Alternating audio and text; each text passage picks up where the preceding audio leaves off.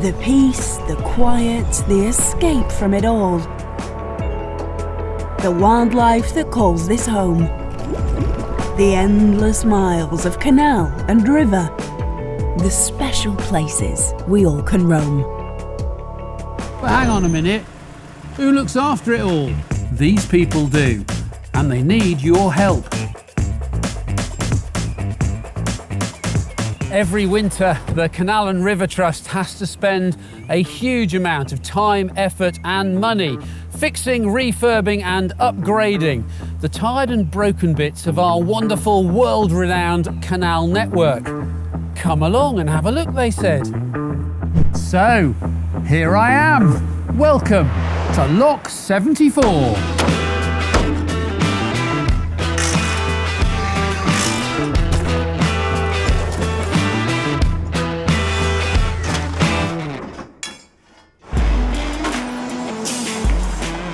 So Paul, what is wrong with this lock? Well, there was a lot of things wrong with this particular lock. It needs 2 new sets of gates, quadrant needs repairing, new copers, it needs grouting because it's actually leaking onto the boats as they're going through. Loads of brickwork, pointing to be done. It's all done with lime mortar as it was done when it was built 200 years ago. There's a bridge at the bottom end and that's going all the way down to Gloucester to be repaired. How long will this refurb take? It'll take 6 weeks to do and then it should last another 20 years. A lot of work to be done on this one.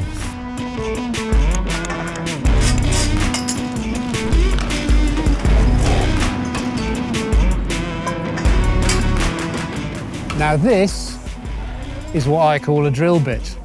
And this is a short one.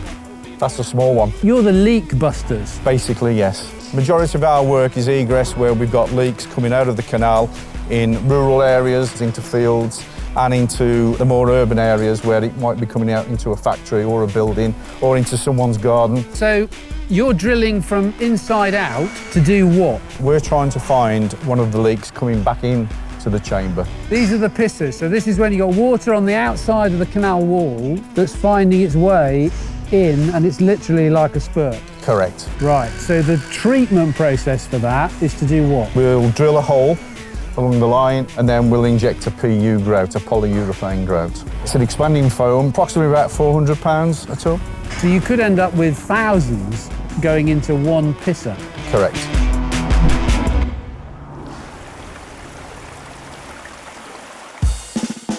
So where is Lock 74?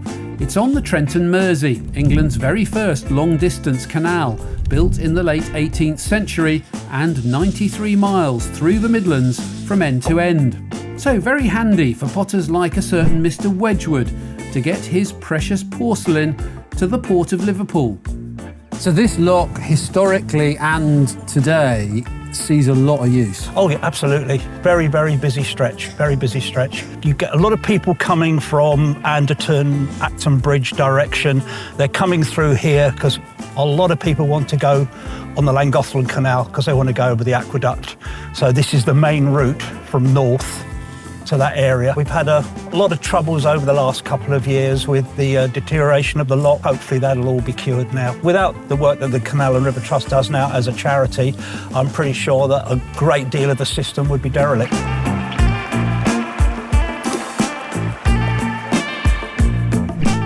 So why is Lock 74 so important? It's an example of a surviving 1770s infrastructure. The footbridge was originally the means of crossing the canal without crossing over the lock gate itself, but it was a split bridge built in two with a gap in the centre of the arch, so the rope which was pulling the boat could pass through. The current condition of the bridge is really poor. There is rot in the timber footboard, significant rust damage to the ironwork itself, and there's layers and layers of paint. So we're unable to see some of those original details. This is an important lock. You want to preserve the heritage, you want to preserve the history. Absolutely, yes. We're reinstating an original detail so we can once more tell those stories of the past for future generations.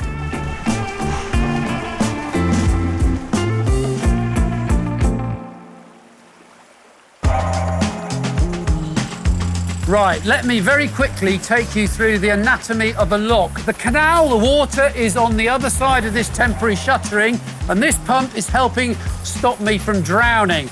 This area is called the forebay, And these little alcoves on either side are called paddle holes because this is where the paddles live. They are essentially the sluice gates that need to go up to let the water down the sluices. The frame that gate seals against is here. These are coins either side, and this is the sill. Down here is the heart of the lock. It's called the chamber, in this case 75 feet long, 8 feet wide. Down here, when you open those paddles, the sluice gates, to fill the lock with water, the water comes flying out of these two holes at quite a rate of knots. And at the bottom end of the lock, these two massive 5-metre tall gates, they've got little windows in the bottom with paddles. Here's the new ones, which again you can pull up by winding, which lets the water out of the lock when you need to bring your boat down to be able to exit. And when you dry one of these locks out, you find all kinds of stuff inside, including like this. One not very careful owner.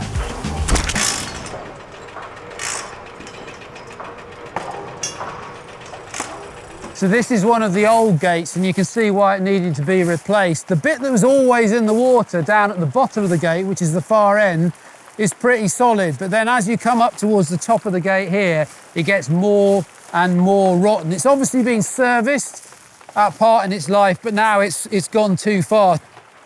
So brand new ones have been crafted at a dedicated lock gate making workshop in Stanley Ferry near Leeds. With over 1,500 locks across the canal network, the specialist joiners here are never twiddling their thumbs. The new oak gates for Lock 74 are stunning. Perhaps surprisingly, the key to fitting them so they don't leak is a pot of red paint.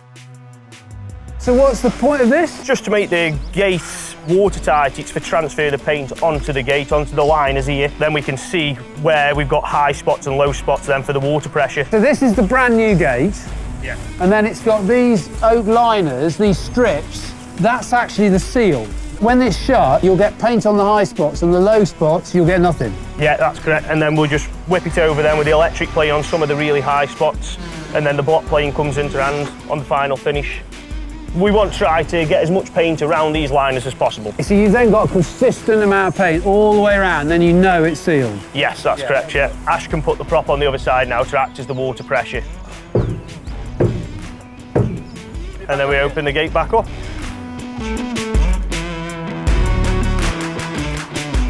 So this paint then, what is it?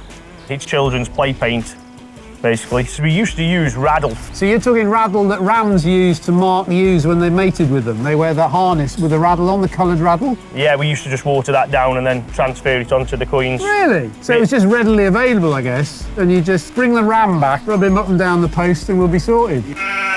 It's exactly the same process to seal the bottom gates, only there's two of them, they're way bigger, and at over 3.5 tons each, much heavier. First, they need hanging.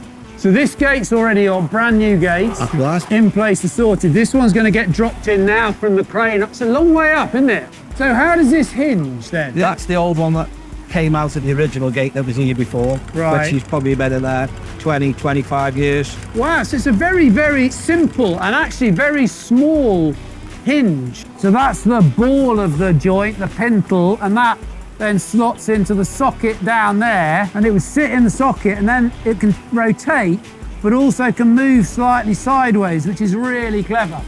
You've got that small pintle at the bottom as the bottom hinge, and at the top it's just literally that collar. That collar with a packer between that steel and the heel post, then a bolt going through it to hold it all on together. It's a very lax joint. The whole thing is very lax, and it gives it that freedom for the water to shut the gates into seal, and they can move to be able to adjust, almost like they're self-adjusting gates. Yeah, that's right. Simple but clever. How much do these gates cost? Around 50,000 for the pair. That's a lot of money. 25 years worth of. But every 25 years you have to do it again. That's why you guys need so much funding and money, because this is just never ending. If you want to keep the canals alive, you just got to keep feeding and feeding and feeding the money for the maintenance, the fixes, the upgrades. That's right. Otherwise the whole system just falls apart.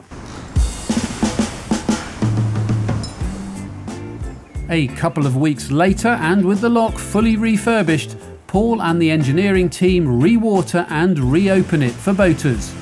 Lock 74 is back in service.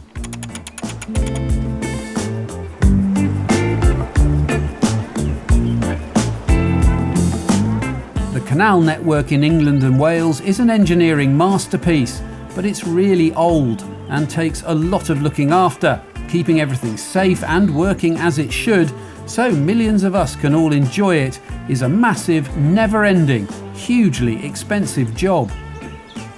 You know, there's no way the people who built and worked these locks over 200 years ago could possibly have imagined how busy they would still be today. And it's major engineering works like this that keep their canals alive. It is a massive effort, and you can help. You can take action and make a difference by supporting our work with a gift today. You can easily donate by scanning the QR codes on the screen. Alternatively, text Canals 8 to 70460 to give £8. Text Canals 12 to 70460 to give £12. Text Canals 20 to 70460 to give £20. Your gift today will help us to protect your local waterways for future generations and help canals thrive.